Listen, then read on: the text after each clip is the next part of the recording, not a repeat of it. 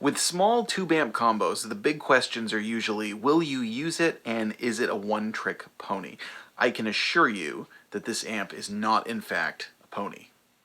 It is a guitar amp.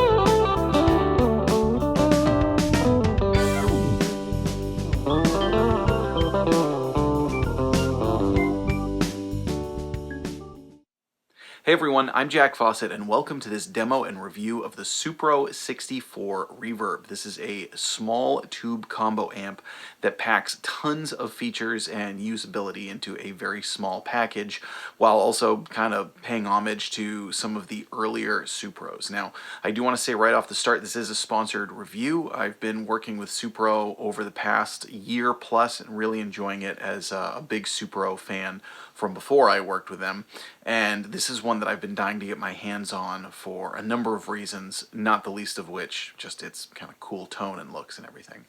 So we're going to dive in with a lot of the features that this thing is capable of, because this is absolutely not your typical small tube amp. I remember actually small tube amps were the first thing I ever saw as kind of like a gear fad happening in real time, and this would have been between 2005 and 2010, and I remember Epiphone came out with the Valve Junior, and then it was really popular. It was kind of inexpensive, and you could actually crank it and get cool tones. And you know, small tube amps, obviously they were a thing way back in the day, but they hadn't really been that popular for a while. Well, then they made a raging comeback, and then all of a sudden everybody had a small low wattage tube amp, and that was what you had to have for home studios or practicing or, you know, whatever it was. You know, Supro amps were one of the early ones who would have been the actual makers of, you know, small low watt tube amps, originally intended usually as practice amps, but then because they were so cool and so usable, they were often used in the studio, and then you hear them on many famous records. Now, Supro has two in this line. They have the basic one, and then they have this one with the reverb. This one has just tons of cool features beyond just being a cool tone small tube amp. So the first thing about it that I like is the tone, and one of the things that's nice is you have an actual functional master volume, right? Because some of them have master volumes, but it's just like, but why does that have a master volume? That's not good. This one has a usable master volume that can actually get some pretty solid tones at lower volume. You also have a two-band EQ, then aside from the reverb. So there's a lot of ways you can dial this in. Now this has a Jensen C8R speaker, which is a great little speaker. It's, you know, kind of adds a little bit of brightness and tames some of what can otherwise be, you know, boxy tones on small tube amps. This one has a nice clarity to it. And with the two-band EQ, I found you can really make it sound like a bigger amp than it is. And then if you back the EQ off, you can make it sound like a small studio amp. So there's a lot of tonal variation.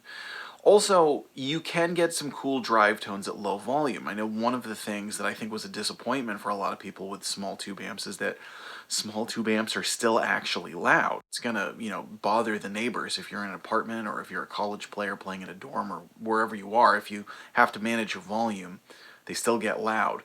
So this gives you some pretty solid tones with the master volume at lower levels, and we're going to experiment with that in a little bit.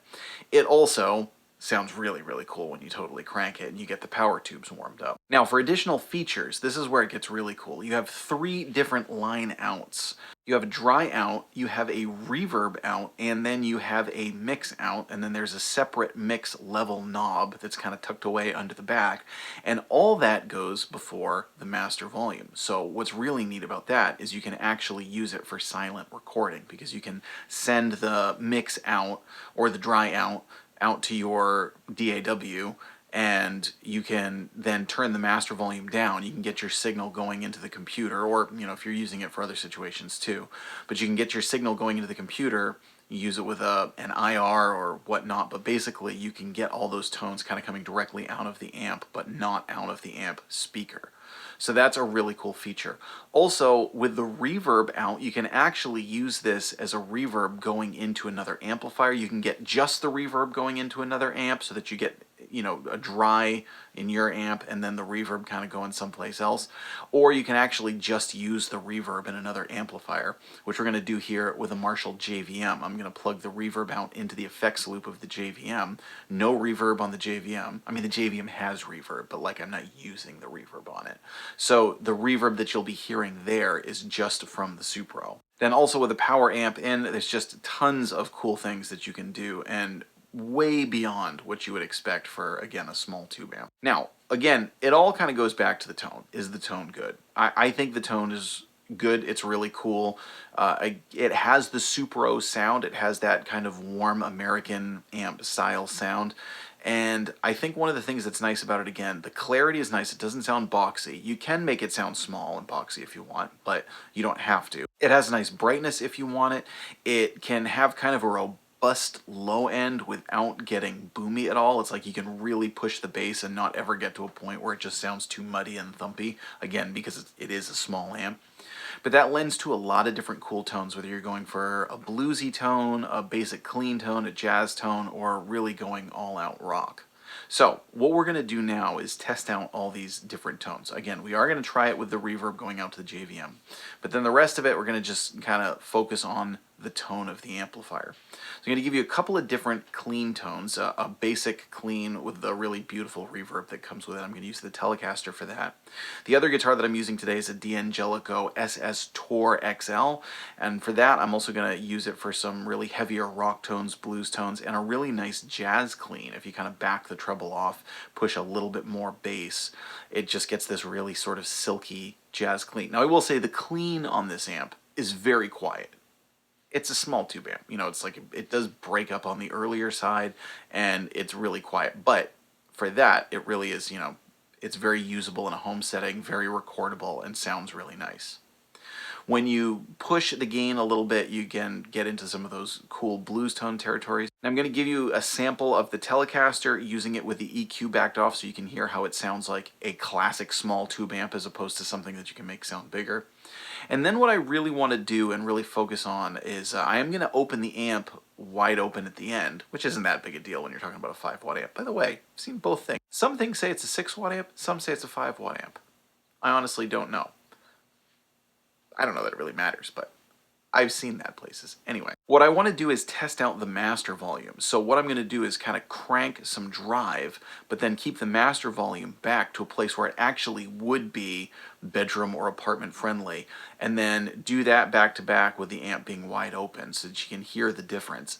The amp being wide open does get, it obviously gets a little cooler and more aggressive and more full sounding, but it still sounds good using the master volume with drive at a lower level. But let us know what you think in the comments. Is this something that you would get for a studio tool? Is this something you would get to use just as a reverb, to use as a real spring reverb going into another amplifier, or use it for a line? What would you use this for? What do you think of these features? I'm Jack Fossett. Please remember to like, share, and subscribe, and I hope you enjoy the rest of the video.